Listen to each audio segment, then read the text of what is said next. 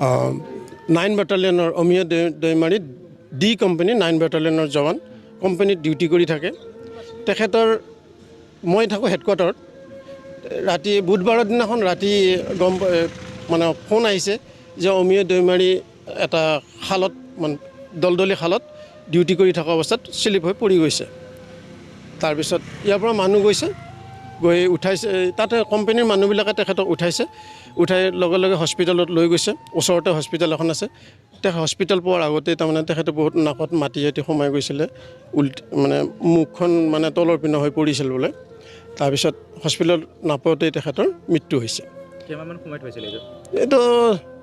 10টাৰ পৰা 12টাত তেখেতৰ ডিউটি আছিলে 10টাৰ পৰা 2 ঘণ্টা ডিউটি হয় 10টাৰ পৰা 12টালৈকে ডিউটি আছিলে 2 ঘণ্টা ডিউটি কিন্তু তেখেতৰ 10টা 20 মানত তাৰমানে ঘটনাটো হৈছে তেখেতৰ ঘৰৰ কাৰণে মানে পেঞ্চনৰ কাৰণে মই তেখেতৰ কাৰণে কাগজ পাতি গোটেই লৈ আহিছোঁ মই এতিয়া যেতিয়া ক্ৰিয়াকৰ্মবিলাক হোৱাৰ পিছত তেখেতৰ পেঞ্চনৰ কাৰণে যিবিলাক কাগজ পাতি চহী কৰিব লাগে পাছবুক এইবিলাক গোটেইখিনি কাম কৰি কেনে মই লৈ যাম বাছ ইমান